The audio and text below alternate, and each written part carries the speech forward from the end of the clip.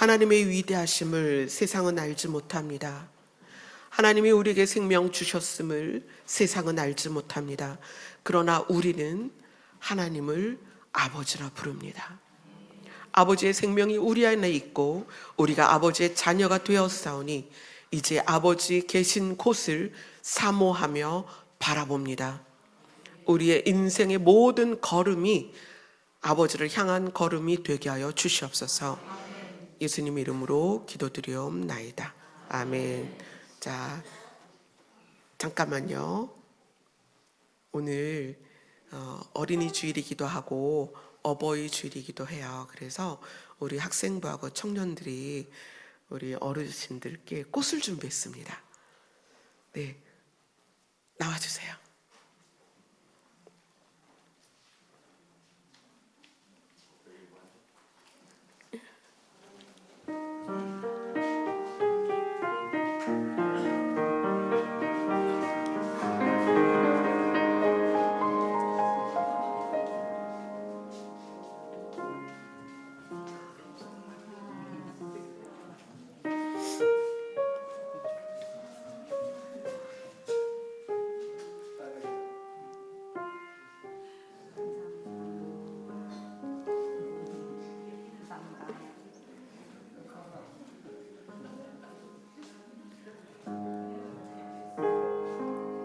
살은 찌르면 안 되고 옷에다 달아드려야지 살에다 달아드리면 안 돼요.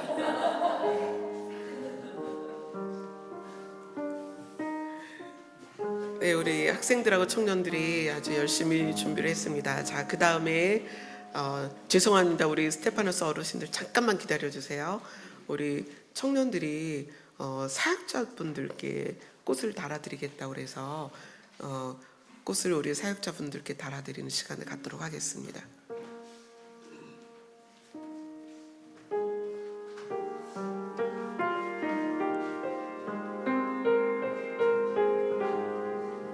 네, 저는 미리 달고 왔고요. 우리 저기 식당에 지금 선교사님 부부가 계실 것 같아요. 그리고 전도사님이 안 계시나요? 우리 민주 전도사님 계시고.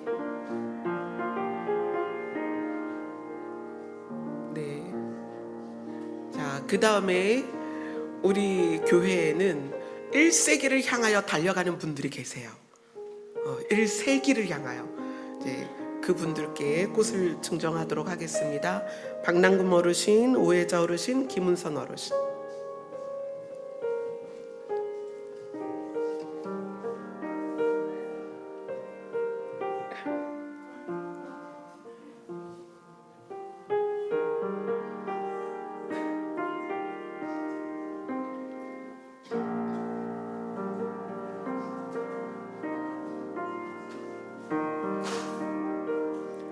네, 우리 최윤아 전도사님 오셨네요. 꽃 누가 담당해요? 아, 은서구나.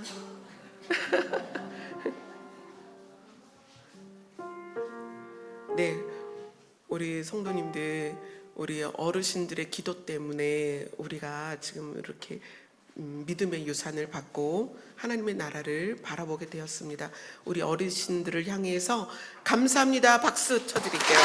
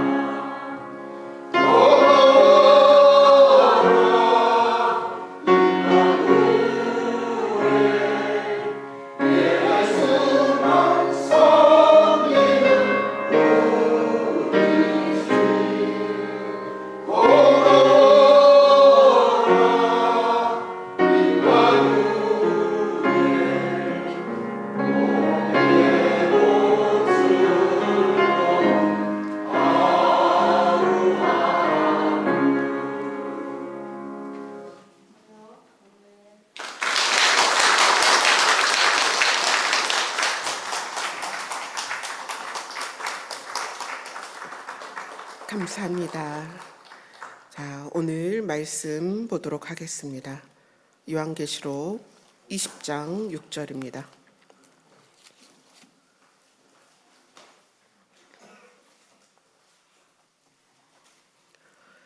요한계시록 20장 6절 한 절을 같이 읽도록 하겠습니다.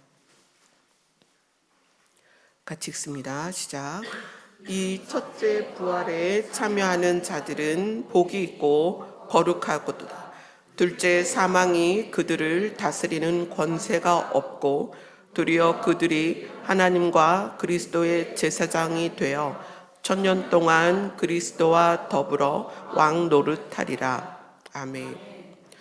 우리가 예수님을 말할 때 예수님이 부활의 첫 열매다 이렇게 얘기를 해요. 성경에 보면은 죽었다 살아난 사람은 여럿 있습니다. 대표적으로 예수님이 무덤에서 나흘 된 나사로를 꺼내시죠. 그래서 배로 동였는데 이미 다 부패해서, 그 중동 지방이 더우니까 죽은 지 나흘이면 내장부터 해서 모든 기관들이 다 부패한, 피부까지 다 부패한 상태인데 그런 나사로를 살리셨습니다. 자, 그 나사로가 다시 죽었을까요? 여적 살아있을까요? 다시 죽었죠. 그래서 이 부활이라는 것은 다시 죽지 않는 걸 말하는 거예요. 그러니까 죽었다가 살아났는데 다시 죽지 않는 것. 성경에 죽었다가 살아난 사람은 여럿 있는데 그 죽었다가 살아난 사람은 다 다시 죽었습니다. 그런데 죽었다가 살아난 사람 중에 다시 죽지 않은 분이 예수님이에요. 그래서 예수님을 뭐라고 부르는 거예요? 부활의 첫 열매다 이렇게 얘기를 해요. 그런데 이 계시록에 와서는 오늘 본문에 첫째 부활에 참여하는 자들은 이렇게 얘기해요. 첫째 부활이 도대체 뭘까요? 자, 첫째 부활에 참여하는 자들 이렇게 표현이 되어 있는데 이 첫째 부활이 일어나는 시점이 언제냐면 우리가 지금 계시록 20장이죠. 이 계시록 19장이 뭐에 대한 말씀이냐면 19장 11절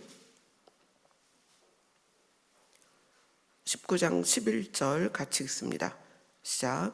또 내가 하늘이 열린 것을 보니 보라 백마와 그것을 탄 자가 있으니 그 이름은 충신과 진실이라. 그가 공의로 심판하며 싸우더라. 19장의 이야기는 어린 양의 혼인잔치와 예수 그리스도의 지상 재림을 말하고 있어요. 그러니까 예수님께서 우리가 다니엘서를 금요일날 다루면서 다니엘이 예언하는 것 중에 우리의 시대의 마지막은 7년이라는 한 이래로 표현된 7년으로 마지막이 될 거다. 그런데 그 7년 마지막에 예수님이 하늘에서 내려오십니다. 예수님이 승천하셨을 때 그렇게 증언이 돼 있거든요. 올라가신 모습 그대로 다시 오실 것이다. 그래서 요한계시록의 마지막은 주여 어서 오시옵소서예요. 그러니까 우리는 다시 오실 예수님을 기대하는 세대입니다. 그런데 예수님이 다시 오시는 시점에서 지금 계시록 19장이 그 모습을 표현하고 있어요. 그리고 그 예수님이 재림하시는 상황에서 이제 어떤 일들이 있냐면 19장 20절 21절 같이 읽습니다. 시작. 짐승 잡히고 그 앞에서 표적을 행하던 거짓 선지자도 함께 잡혔으니 이는 짐승의 표를 받고 그의 우상에게 경배하던 자들을 표적으로 미혹하던 자라. 이 둘 산채로 유황불 붙는 못에 던져지고 그 나머지는 말탄 자의 입으로부터 나오는 검의 죽음에 모든 새가 그들의 살로 배불리더라. 자, 예수님이 오셔서 심판을 하십니다. 짐승도 잡히고 거짓 선지자도 잡혀서 유황불 붙는 못에 던져지고 그를 따르는 자들이 심판을 받아요. 그리고 20장으로 넘어가면서 나타나는 게 뭐냐면 사탄, 그러니까 우리가 옛 뱀이요 마귀요 사탄이라 하는 자가 잡혀서 1000년 동안 무저갱에 잡혀 있습니다. 거기에 갇혀 있는 거예요. 그리고 그때에 일어나는 일들이, 같이 일어나는 일들이 뭐냐면 첫째 부활이 있을 거라는 거예요. 예수님이 재림하시면서 일어나는 일이 첫째 부활이다. 자, 근데 그 첫째 부활에 포함된 사람들에게 대하여 뭐라고 말하냐면, 오늘 읽은 본문이 이 첫째 부활에 참여하는 자들은 복이 있고 거룩하도다. 자, 우리가 계속 거룩에 대해서 다뤄왔습니다. 거룩해야 된다. 거룩하지 않으면 주를 볼 수 없다. 거룩한 자가 주를 본다. 우리가 쭉 그렇게 보고 있습니다. 그런데 첫째 부활에 참여하는 자들의 정체성이 뭐냐면 거룩하다예요. 첫째 부활에 참여하는 자, 첫째 부활이 되는 자, 첫째 부활에 속한 자들은 거룩하다라고 이야기를 하는 거예요. 자, 그리고 첫째 부활에 참여하는 자들이 어떤 역할을 하냐면, 우리가 읽은 본문에서 그들이 첫째 부활에 참여한 자들이죠. 그들이 하나님과 그리스도의 제사장이 되어 1000년 동안 그리스도와 더불어 무엇을 한다? 왕노릇한다. 자, 왕노릇한다는 것은 왕처럼 한다. 그거를 다른 성경에서는 통치를 한다. 예수님과 함께 1000년 동안 통치를 한다. 우리가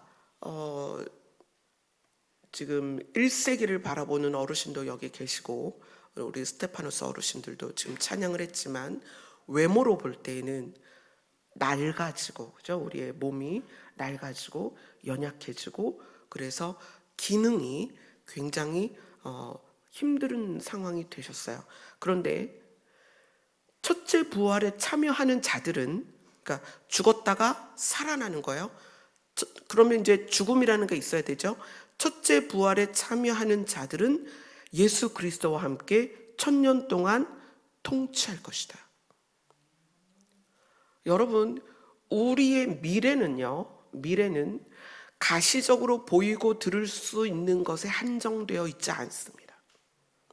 우리의 미래는, 성경이 말하는 우리의 미래는, 여러분의 미래는, 믿는 자의 미래는 놀라워요.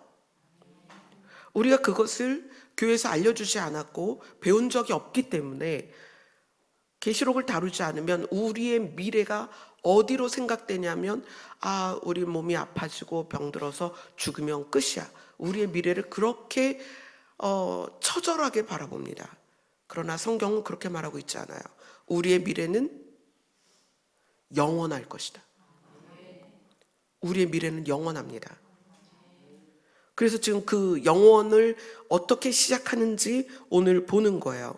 1000년 동안 너희들이 왕노릇할 것이다.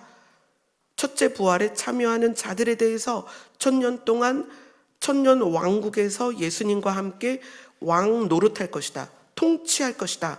그러면 누가 첫째 부활에 참여할 것이냐? 누가? 이게 중요한 거잖아요. 누가 첫째 부활에 참여해서 예수 그리스도와 함께 1000년 동안 통치를 하며 그를 거룩하다고 평가하는 그 평가를 받을 것이냐? 요한계시록 20장 4절을 같이 읽겠습니다. 시작. 또 내가 보좌들을 보니 거기에 앉은 자들이 있어 심판하는 권세를 받았더라.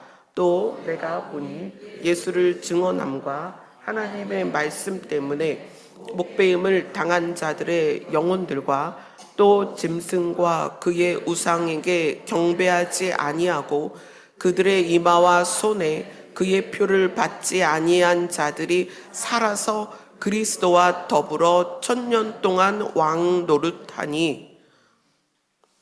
예수를 증언하는 것과 하나님의 말씀 때문에 목배임 당한 자와 그 다음에 짐승과 그 우상에게 경배하지 않고 이마와 손에 그의 표를 받지 않은 자들이 부활해서 그리스도와 더불어 1000년 동안 왕 노릇을 할 것이다. 그런데 그 사이에 끼어 있는 5절이 우리에게 어떤 걸 가르치고 있냐면 5절을 같이 읽습니다. 시작. 그 나머지 죽은 자들은 그 천년이 차기까지 살지 못하더라. 이는 첫째 부활이라. 자, 무슨 얘기냐면 예수님이 재림하실 때 죽은 자들 가운데 한 무리는 부활을 하고 한 무리는 부활을 못한다는 얘기예요. 그래서 예수님이 재림하실 때 부활하는 사람들을 첫째 부활에 참여하는 자다. 예수님이 재림하실 때 부활하지 못하는 자들이 있다. 그 예수님이 부활하실 때 예수님이 재림하실 때 부활하지 못하는 자들에 대하여 뭐라고 얘기하냐면 요한계시록 20장 12절입니다.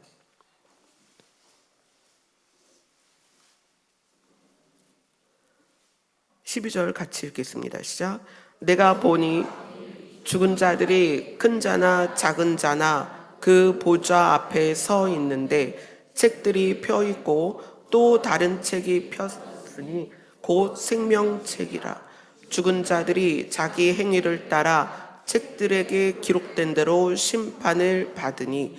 이게 둘째 부활이에요. 그러니까 예수님이 재림하실 때 한 무리는 살아나고 한 무리는 그대로 죽어 있어요. 그 나머지 죽은 자들은 천년이 차기까지 살아나지 못하더라. 그죠? 그러면 그 죽은 자들이 천년이 지나면 그들이 살아나서 그들은 하나님 앞에 펴 있는 책들, 그들의 인생이 어떠했는지 써 있는 책들이 펴 있고 그것에 의해서 무엇을 받는다? 심판을 받는다. 그래서 두 번째 부활은 심판을 위한 부활이에요. 그래서 첫째 부활에 속해야 복이 있다 이렇게 말하는 거예요. 아멘. 우린 누구나 다 죽습니다. 죽는데 천년왕국 후에는 그 죽은 자 중에 예수님이 재림하실 때 살아난 자들 말고 예수님 재림하실 때 살아나지 못한 자들은 천년왕국 후에 살아나서 그걸 둘째 부활이라고 그래요. 그들에게 그들이 산 삶에 의하여 자기의 행위를 따라 책에 기록된 대로 심판을 받을 것이다. 여러분, 죽으면 끝이 아니에요.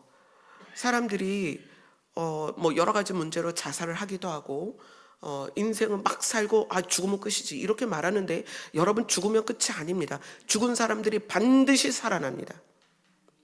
한 부류는 예수님이 재림하실 때 살아나고 한 부류는 천년왕국이 끝난 다음에 살아나요. 예수님이 재림하실 때 살아나는 자들은 첫째 부활이고 복이 있으며 그들은 거룩합니다.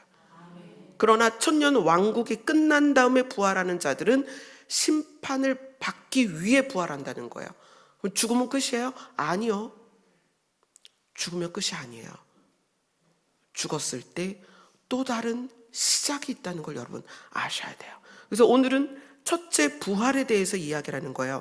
예수님이 재림하실 때 부활하는 자들은 복이 있고 그들은 거룩하며 예수 그리스도와 함께 천년 동안 왕 노릇을 할 것이다. 통치할 것이다. 이렇게 이야기를 하고 있습니다. 자, 데살로니가 전서로 갑니다. 데살로니가 전서 4장입니다.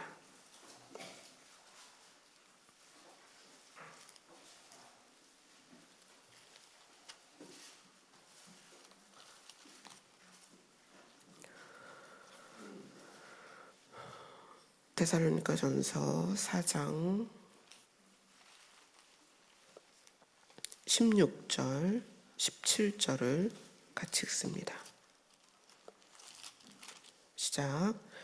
주께서 호령과 천사장의 소리와 하나님의 나팔 소리로 친히 하늘로부터 강림하시리니 그리스도 안에서 죽은 자들이 먼저 일어나고 그 후에 우리 살아남은 자들도 그들과 함께 구름 속으로 끌어올려 공중에서 주를 영접하게 하시리니 그리하여 우리가 항상 주와 함께 있으리라.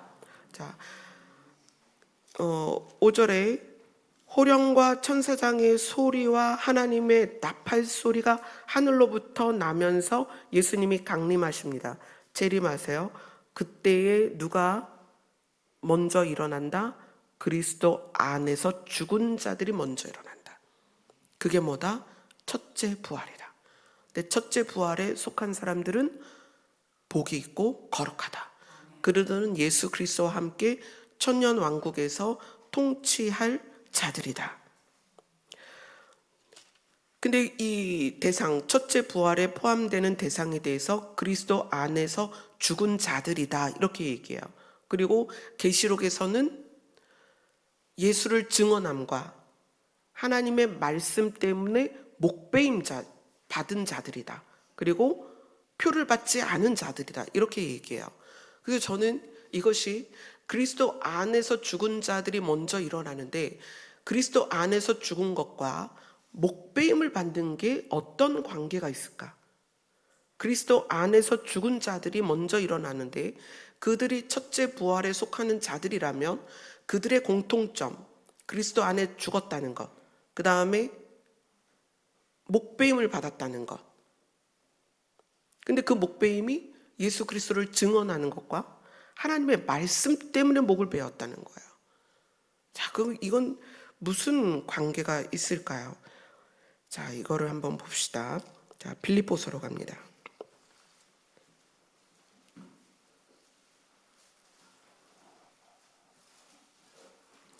빌립보서 2장 5절입니다.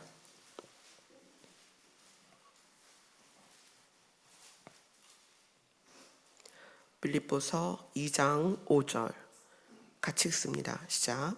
너희 안에 이 마음을 품으라. 곧 그리스도 예수의 마음이니. 저는 이 구절이 예수를 증언함과 하나님의 말씀 때문에 목이 베었다는 것이 그리스도 안에서 죽었다는 것이 무엇인지를 여는 키라고 생각해요. 우리가 금요일 날 말씀을 같이 나눴습니다. 뭐에 대해서 나눴죠?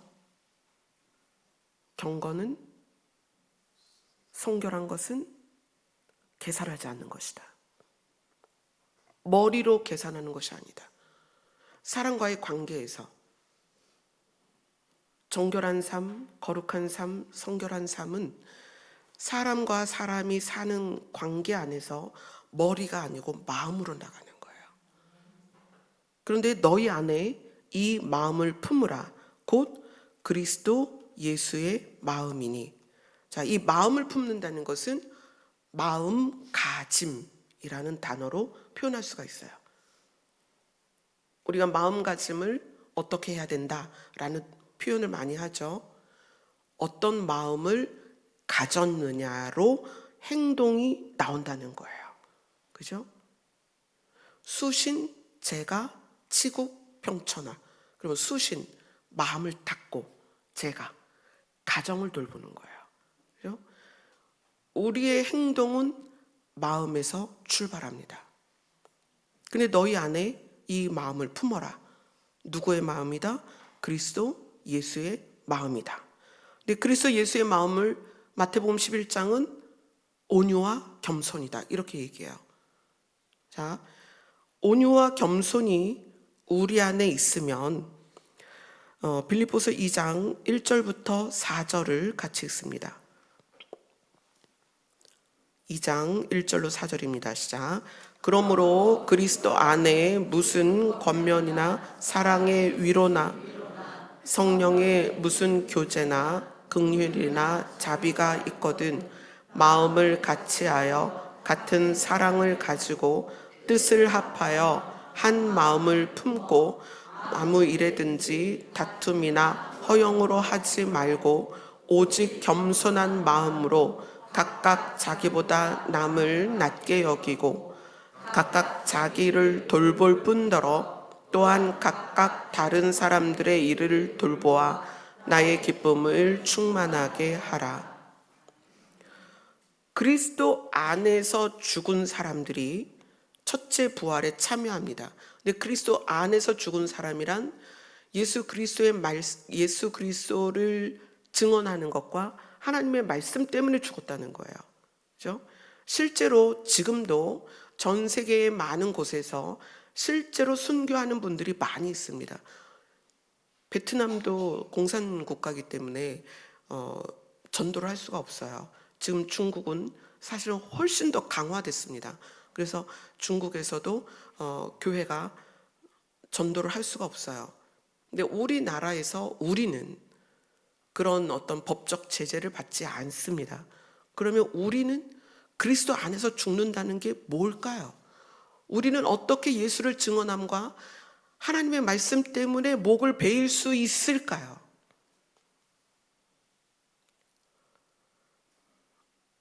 우리의 생각이 나를 끌어가지 않게 하는 거예요. 우리는 느낀 것이 어디로 가냐면 머리로 갑니다. 우리가 삶에서 관계 안에서 타인의 말과 행동과 상황 때문에 감정으로 느껴요. 그 감정으로 느낀 것이 바로 머리로 가서 생각을 하죠. 제가 왜 저렇게 말했지? 제가 왜 저렇게 행동했지? 왜 나를 무시하지? 그리고 또 계산하죠. 나는 5를 줬는데 쟤는 왜 나한테 4밖에 안 줘? 이 계산이 우리는 모두에게 통용되고 있다는 거예요. 모든 관계 안에서. 그래서 다 관계가 깨지는 거거든요. 근데 그리스도의 마음을 가져서 그 마음가짐, 예수 그리스도의 마음을 가지면 어떤 일에든 다툼이나 허영이 있을 수 없습니다. 모든 상황에서 겸손한 마음으로 각각 상대를 나보다 낮게 여기고 존중하고 자기 일을 돌봅니다. 여러분, 그리스도의 마음을 가지면 자기 일을 돌봐요. 내가 해야 할 일을 합니다. 이건 너무나 중요한 거예요. 성경이 왜 이 말을 하느냐? 우리가 인생을 살면서 교회를 다니고 하나님을 아버지라 부르는데 내 일을 하지 않아요. 아버지가 아버지의 역할을, 어머니가 어머니의 역할을, 학생이 학생의 역할을, 남편이 남편의 역할을, 아내가 아내의 역할을 안 한단 말이에요. 그래서 예수 그리스도의 마음을 가진 사람은 예수 그리스도가 십자가에서 죽기까지 자기 사명을 감당한 것처럼 예수 그리스도의 마음을 가진 사람은, 그 마음가짐이 된 사람은 자기 역할을 한다는 거예요.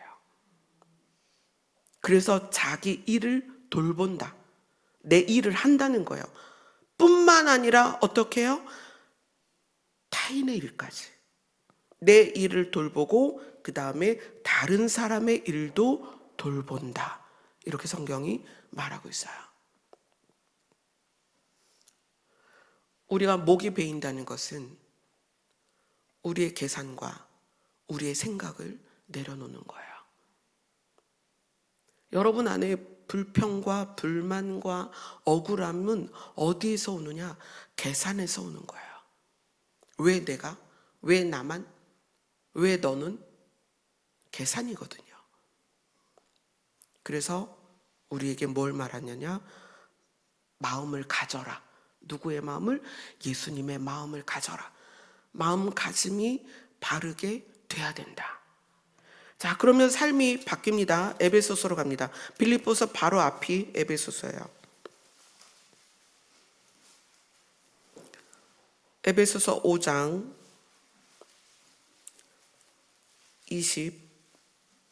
22절입니다.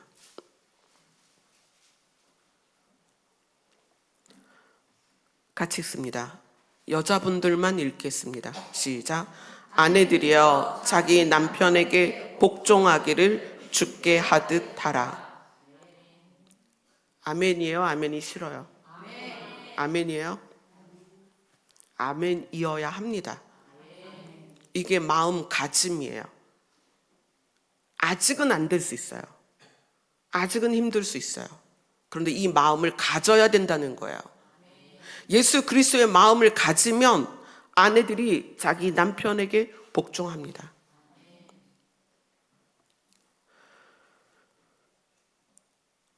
심지어 뭐라고 비교를 했냐면 24절을 읽겠습니다.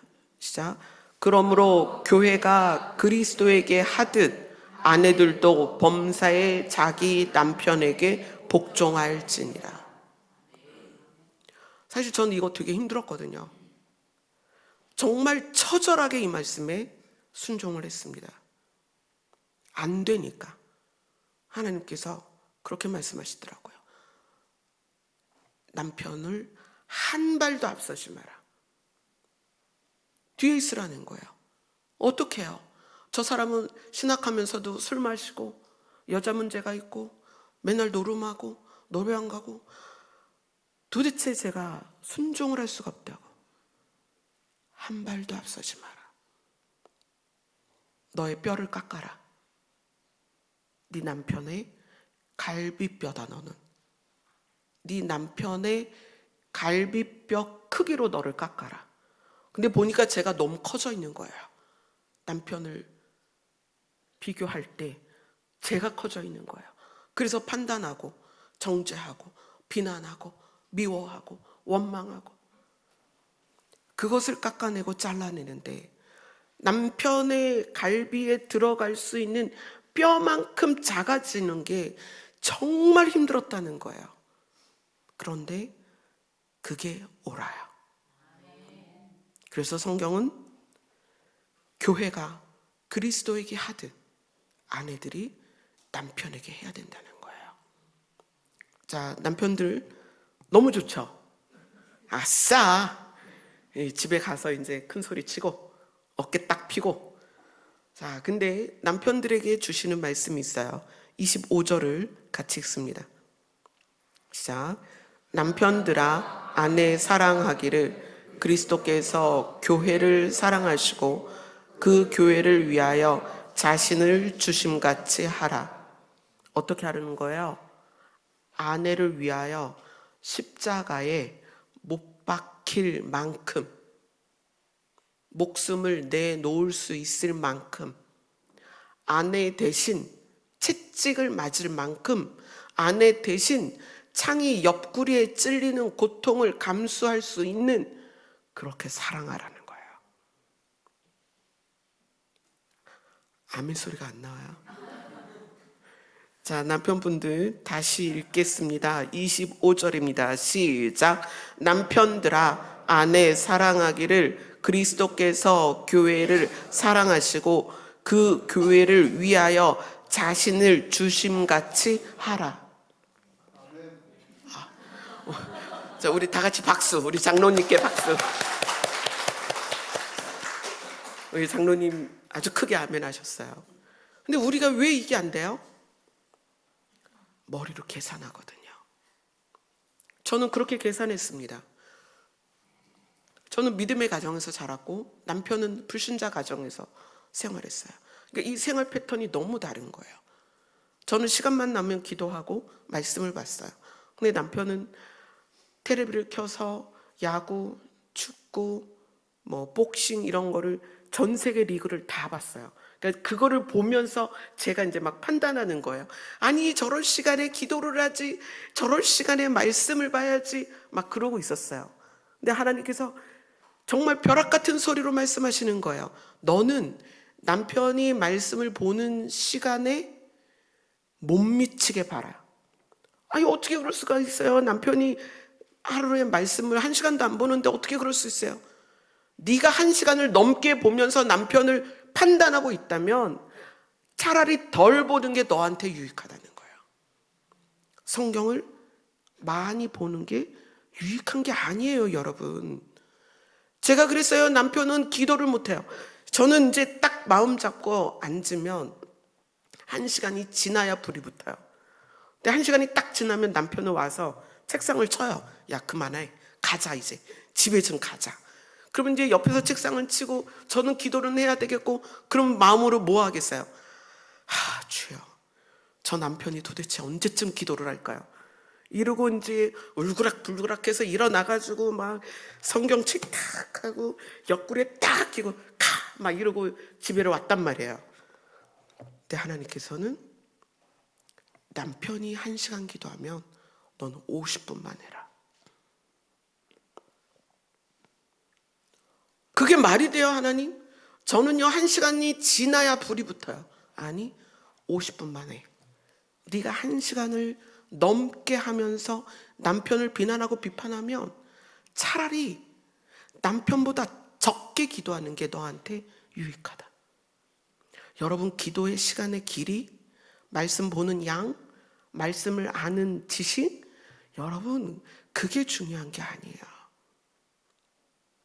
하나님의 말씀은, 내가 예수 그리스도와의 관계는 머리로 가는 게 아니라 마음으로 오는 거예요. 아멘. 자, 에베소서 6장 1절을 읽겠습니다. 시작. 자녀들아, 주 안에서 너희 부모에게 순종하라. 이것이 옳으니라. 자, 왜 옳으니라라고 표현을 했을까요? 왜 옳으니라? 생각해 보세요. 부모님들이 전부 경건하고 온유하고 따뜻하고 재산도 많고 막 그래요? 그렇지 않잖아요. 그 자녀들 마음에서 부모를 향해서 나한테 해준 게 뭐가 있어요? 부모님 때문에 내가 상처를 받았어요. 부모님 때문에 내가 너무 마음이 아파요. 부모님 때문에 내가 삶을 살기가 싫어요.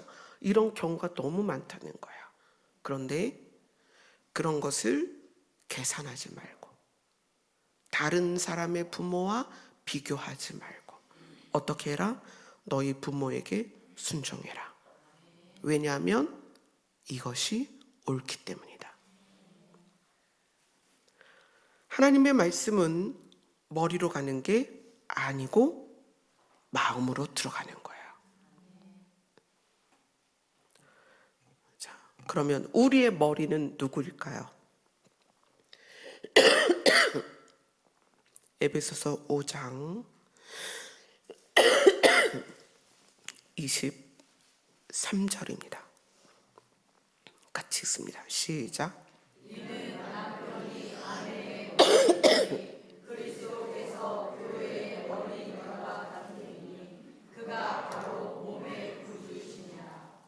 자, 남편이 아내의 머리 되는 것처럼 그리스도께서 교회의 머리십니다. 그리스도가 바로 몸의 구원자입니다. 이것이 오늘 말씀처럼 첫째 부활에 참여하는 자들의 조건에서 그리스도 안에서 죽은 자들, 예수를 증언함과 하나님의 말씀 때문에 목배임 받았다는 것은 실제로 순교의 현장에서 일어나는 일이기도 하지만, 이 땅에서 지금 우리는 내 머리를 떼라는 거예요. 내 목을 베고 내 생각, 내 경험을 다 떼어내고, 누가 우리의 머리가 돼야 돼요? 예수 그리스도가.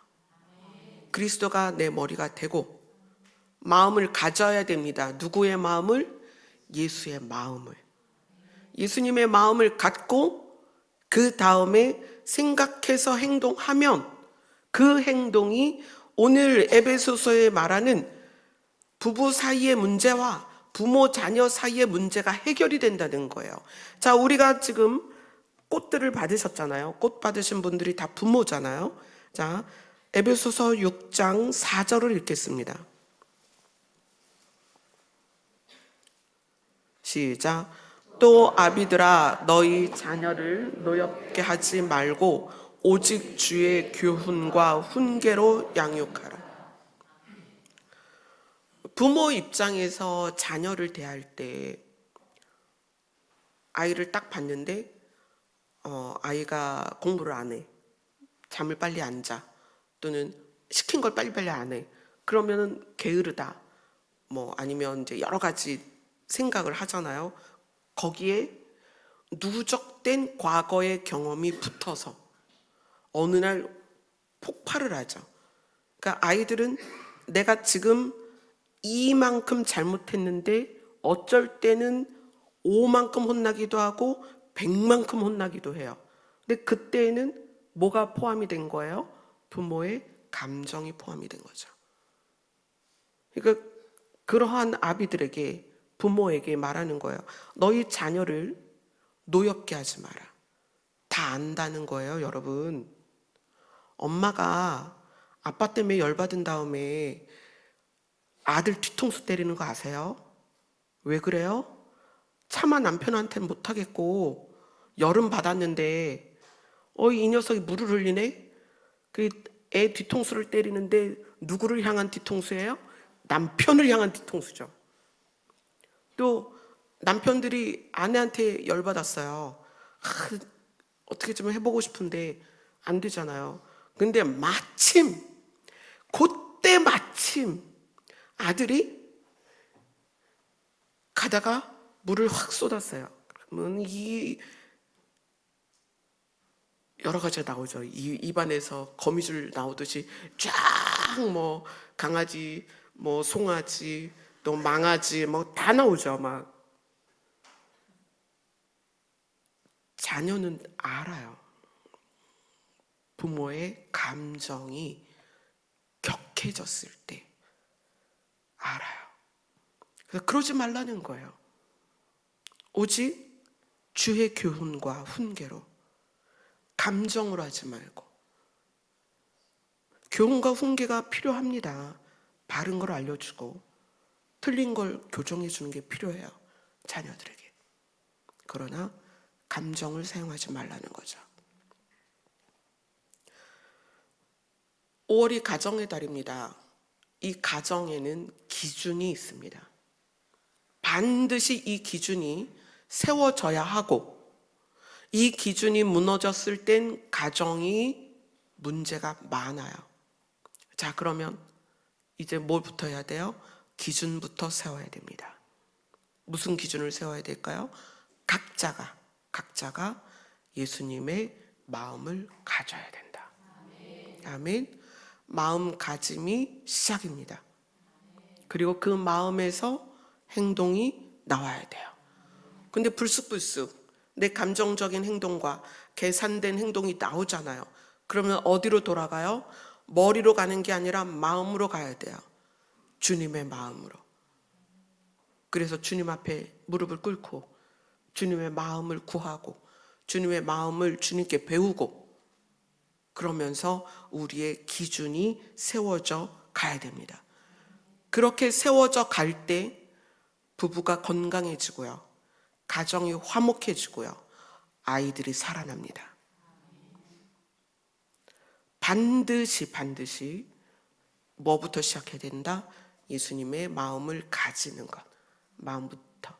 자, 그렇게 우리가 살아갈 때 그것이 예수를 증언하는 것과 하나님의 말씀 때문에 목이 베어진 거예요. 그리고 그리스도 안에서 죽는 것입니다. 나는 죽고 누가 살아서? 예수가 살아서. 그런 자들이 첫째 부활에 참여합니다. 그들은 복되고 거룩하다. 아멘. 우리는 예수 그리스도의 재림을 기다리고 있지만 우리의 현세에서 이루어질지 안 이루어질지는 모릅니다. 물론 여러 가지 상황들이 우리 시대에 예수 그리스도의 강림하심을 볼 것이다라고 우리는 알고 있습니다. 그러나 우리가 언제 죽을지 모르잖아요. 그죠? 우리가 언제 죽을지 몰라요. 제가 어제는 8번째 주례를 하고 왔습니다. 주례도 해가 갈수록 늘어나고 장례도 늘어납니다. 가정은 늘어납니다. 가정이 늘어나니까 가정이 늘어나는 만큼 그 가정들이 건강하게 세워졌으면 좋겠습니다. 장례를 저도 꽤 많이 치렀는데 장례가 늘어나는 만큼 이제 장례를 치루어진 대상자는 선택의 여지가 이제는 없어요. 이제 결론이 났다는 얘기예요. 자, 결론이 나서 어떤 사람은 첫째 부활로, 어떤 사람은 둘째 부활로 살아날 것입니다. 그럼 우리는, 지금 오늘 예배를 드리는 우리는 지금 우리 박남군 어르신이 제일 어르신이잖아요. 박남군 어르신부터 할인이까지. 우리는 아직은 우리가 첫째 부활에 속할 것이냐 둘째 부활에 속할 것이냐 기회가 있다는 얘기예요. 그런데 첫째 부활에 속하기 위해서 반드시 우리가 뭘 해야 된다? 예수님의 마음을 가져야 된다. 그 마음가짐이 반드시 돼야 삶이 바뀌기 시작합니다. 이 5월의 첫 예배를 우리가 드리면서 하나님께서 주시는 마음 뭐겠어요? 하나님은 우리가 다 복되고 거룩한 첫째 부활에 속하기를 원하십니다. 그래서 매일매일의 우리의 노력이 우리가 예수님의 마음을 가져서 그 마음가짐으로 살 수 있기를 바랍니다. 아멘. 기도하겠습니다. 첫째 부활이든 둘째 부활이든 우리는 피할 수 없습니다. 피할 수 없다면 우리는 모두 첫째 부활에 속하기를 원합니다. 예수 그리스도를 증언하는 것과 하나님의 말씀 때문에 목이 베인다는 것은 그리스도의 마음을 가지고 그 마음으로 사는 것입니다. 우리의 머리가 계산하며 우리의 머리로 살아가지 않도록 우리의 목을 베어 주시옵소서. 예수님 이름으로 기도드리옵나이다. 아멘. 우리의 발걸음을 첫째 부활로 인도하시는 위대하신 하나님을 찬양하겠습니다.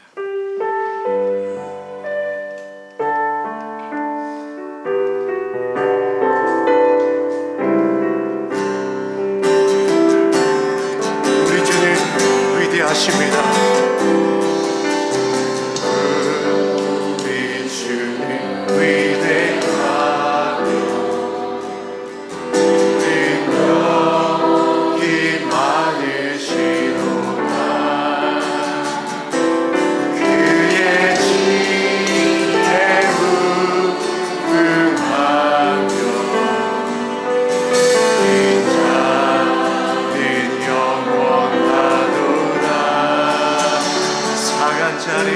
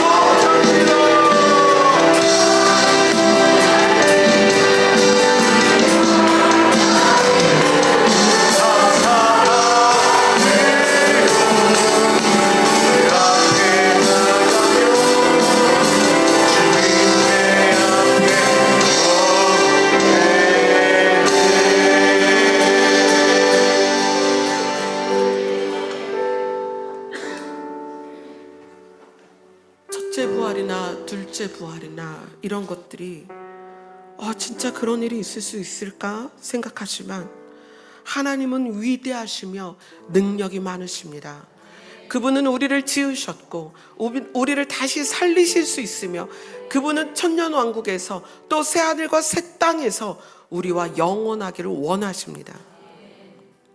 이 시간 주의 이름을 부르며 예수 그리스도의 마음을 가질 수 있기를, 우리가 주의 이름을 부르며 그분의 마음을 우리가 소유할 수 있기를 주님 앞에 구하는 시간이 되었으면 좋겠습니다. 기도하겠습니다.